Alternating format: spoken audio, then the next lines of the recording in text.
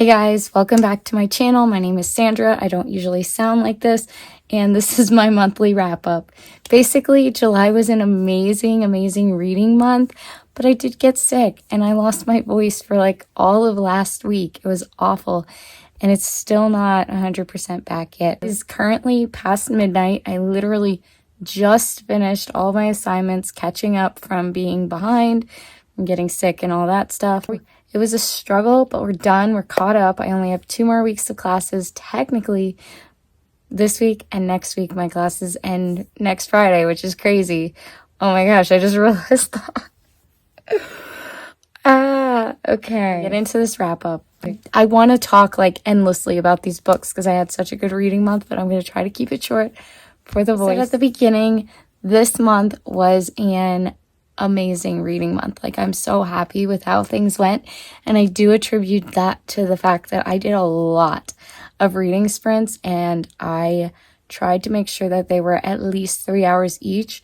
So if I was doing like 3-hour reading sprints every night, I was getting a lot of reading done. So as you can see, my books, most of them are facing the other way, which means that I read them. So as you can see, I did really well. A lot of my ratings for this month fell within like the 4-star range. So it wasn't even just like getting a lot of reading done. It was a lot of good reading. So I'm super happy with it. I'm so excited, and I'm even more excited to play the TBR game. So we're going to get this wrap up done, and then I can go play my TBR game, even though it's going to be like 1 a.m. All right. So continuing Jesus Calling, of course, Gospel-Centered Kids Ministry, which I forgot to read this morning.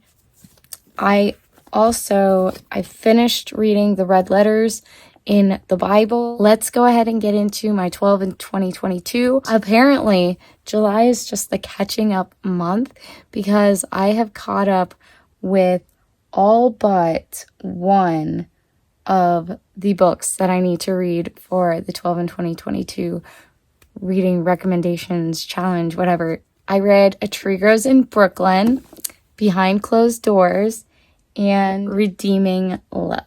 Let's real quick talk about A Tree Grows in Brooklyn because I think I was supposed to read this in March. Basically, I was looking forward to it. I enjoyed it. It was, there were definitely some sweet parts to it. It wasn't like my favorite book in the whole world, but I appreciate it. Like, it is very well written. I can understand why people like this. Loved the main character, Francie. That's basically it. I rated it 4 stars. Okay. Behind Closed Doors, I don't have any more because I took it back to the library. Literally amazing. I think that was my only 5-star read in July. And I loved that it had like a dual perspective of the past and the present. Before I read it, I was super intrigued and I knew I wanted to read it because domestic violence is a very serious issue that we don't really talk enough about.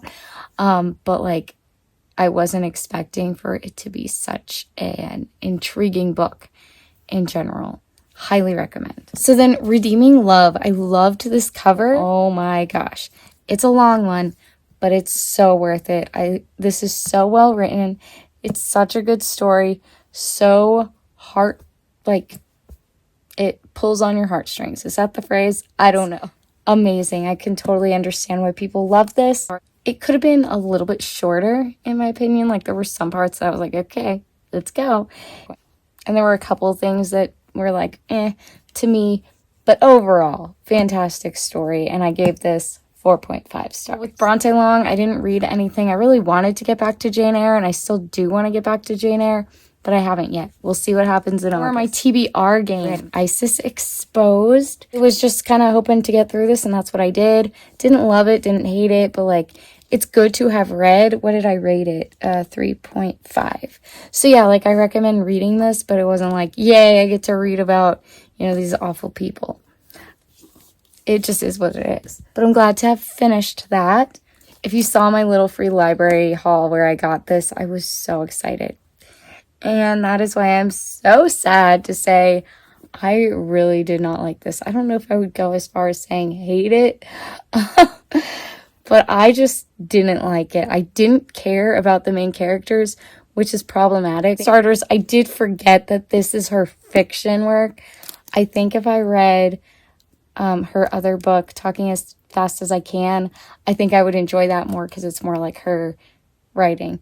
Whereas this is a fiction story. And I totally appreciate like Lauren Graham writing this, and it's based largely off of like her experience trying to make it in acting. And so I totally appreciate that. I just didn't like the characters, and it really messed with my ability to enjoy the story. So unfortunately a fail, and this will be going back to a little free library. Also, it's an old library copy, and it smelled really bad. Like, I didn't notice that when I picked it up, but when I was trying to read it, it was very unpleasant. So this is going away. I'm not keeping it. This one, I actually rated a 1 star. I've never rated a book that low, but that's how I felt about it. Wife Upstairs is a Jane Eyre retelling. I love Jane Eyre. I haven't gotten back to my reread of it, but I do love it. And I think the only reason that I liked it is because it's a Jane Eyre retelling. I appreciated it, and I definitely was engaged because it's a Jane Eyre retelling. I did rate it 4.5 stars. Maybe that was a little overkill, but it was good. Like, it ended really, really well, so that's part of why. The next book from my TBR game that I read, Moral Compass by Danielle Steele. I appreciate this. I think it was a great read. It was very simple, easy to get through, engaging, moved quickly. It's not something that I would like hold on to forever and ever. I totally appreciate it for a one-time read. It was really good. Found out that it is basically this girl is assaulted on her boarding school campus by another student. And we learn this all in the beginning of the story. Well, it's like chapter 3 or so. But the first 5 chapters, and this is what the whole book is about. And then it's basically the story of people figuring out what happened. Yes, 4 stars for this. Last but not least, I am still reading, can you see that? The Sound of Music story. I'm about halfway through. There are like notes at the end, so it doesn't look halfway through, but I'm about halfway through. I'm going to count it as having been read. I will continue it like probably as a rollover, but I am going to count it just because I already put it in my notebook. Like, I've read half of it. It's not the most riveting thing in the world. Interesting. Like, there are definitely some fun facts in here, but it's not like page turning, you know what I mean? I do think that it's a little bit too detailed. Like, they talk about all these people's names, and I just can't keep up with who all these people are. Like I know it's a whole thing producing this incredible movie that so many people love, but like I can't keep up with all those mini details that aren't as important as the main story. Love the parts where it's talking about like hiring the actors and talking about their personalities and like why they got the role, and just how well thought out this movie is very interesting.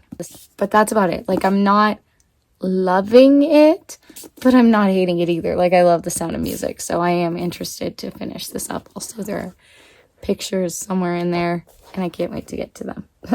Let's keep turning the page because I have more that I read. So for rollovers and extra books, I started off with 7 Habits. I finished it, finally. Only took me like 5 years, and that's about all I have to say for it. I gave it 4 stars, and that's it. Stephanie's Bookverse did this readathon of her TBR game. It's like the mini version of it. I just did it she did hers at the end of June. I wasn't able to participate. I did mine in July, and these are some of the books that I read. The first one, well, technically the first one I read was Redeeming Love, but part of that readathon I read Izzy in the Doghouse, and oh my gosh, it was so cute. I was definitely surprised. I didn't think I was gonna really like it, but it's adorable. It has these cute little illustrations throughout and just such a cute story. Rated it 4 stars, and I'm so glad I picked this up from the library because I was definitely not wanting to, but I just was like, whatever, I'll take it. I'm so glad I did because it's really cute. And then I also read The Egg by Andy Weir, which if you participated in Stephanie's readathon, you know that that is a 3-page book. So she read that for her readathon, and I was like, that's a great idea. I'm just going to borrow that. I read that. I wasn't like amazed, riveted, whatever. Like, it was good. It was interesting. I gave it 2.5 stars, which may have been a little bit low, but I read it.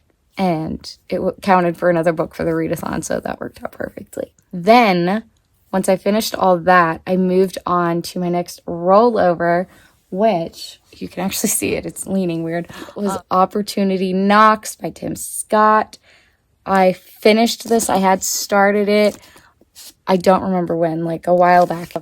I think it's great. Very inspiring. I love his story. It was interesting to read about like the things that he has done to improve his community and stuff like that. I appreciate that. Rated it 4.5 stars. We have Acts of the Apostles. I finished this up and I loved it. 5 stars, of course, because it's the Bible. I just love this setup where it has the Bible verses, it has timelines, has places to take notes, has memory verses, all kinds of stuff. This is the She Reads Truth. I don't know if this is the She Reads Truth study book or just the She Reads Truth Acts. Look it up. You can find it. It's a different cover now, but it's great. Last rollover that I drew, and only book that I did not get to on my TBR, it really is not on my TBR, but like the only book that I did not get to at all in July was the autobiography, almost hit myself in the face, of Thomas Jefferson. I am torn if I want to read this or just go ahead and unhaul it because I didn't even reach for it. I thought about it because it's short, like it's not, too difficult. I don't know if I really want to keep it though. I may end up unhauling this and then just let myself draw a new rollover for the month of August. But this is such a weird vibe because I have no rollovers for the month going into the August TBR. So that's exciting. That's never happened. I feel like, I don't think ever. I don't even know if I can pick up this stack, but let's try. Yep, that's what I read in July.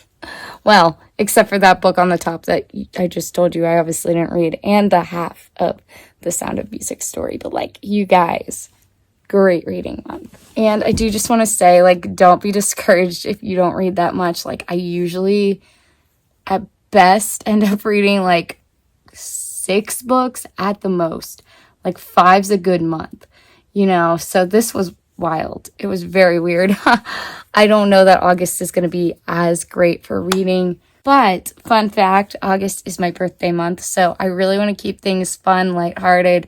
Like, I'm really not trying to get super intense books this coming month, but I'm literally going to I'm going to wear this shirt. You're going to see this again in a few days. I'm just going to go ahead and jump right into filming my TBR game because I'm so hyped to find out what I'm reading in August. Like, I'm literally so excited. We've got Polarthon, we've got Magical Readathon, all kinds of great stuff. Looking forward to it. Can't wait to get into it. And I'm going to start right now. And I will see you guys on, when am I posting that?